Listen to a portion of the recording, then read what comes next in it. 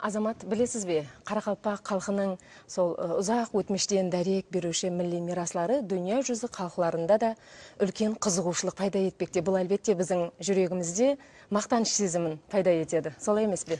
Дұрыс айтасыз, халқымыздың міне тарихи һәм мәдени мираслары арадан қанша жылдар өтсе де өз құнын мазмұн жөйтпейді. Себебі ол бізге тарихтан саза беріп тұрады.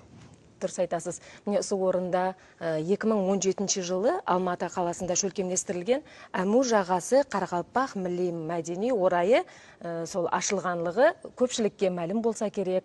Бүгінгі күнде бұл орайдың атқарып кетірған жұмыслары менен қызықсынып, кәсіплесіміз сол орай басшылары менен сәубетлесіп қайтқан еді. Әзір бұны біргелікте сізбенен бірге тамаша етсек.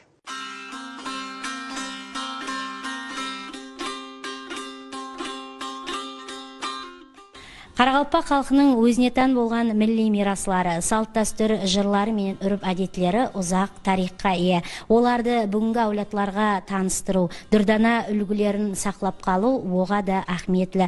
Ең қуанышлысы, осы мирасларымызды көздің қарашығындай сақлап, келешек әулетларға үгіт насихатлап атырған замаласларымыздың бар екенлігі бізді қуандырады. Жақында Алматы қаласында Әму жағасы Қарақалпақ мәдени орайының ашылғанлығын естіп, біз қуандық.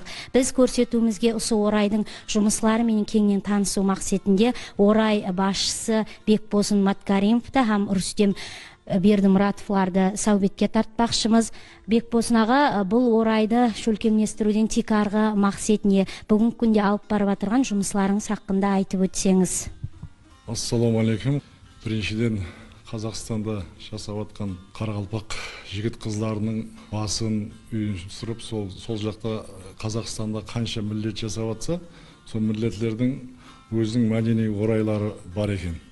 Сол бізде атқарушы директоры әзір сол Әму жағасы мәдени орталықтың Рүстем Бердімұратов деген жігіт, сол көп жұмыстарды атқарып, бізде сол жақтағы бұқара, Қазақстан бұқарасына алған Қарақалпақ болу керек еді. Соларды іздеп табып, сол 2017 жылдан бастап Қарақалпақ мәдени орайы Әму жағасы атпенен жұмыс жасап жатырмыз.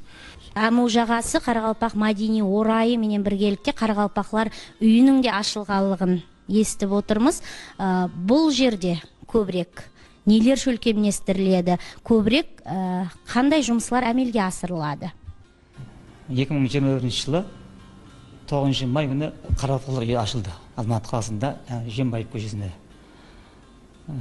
Бұл жерге өзіміздің шайырларымыздың,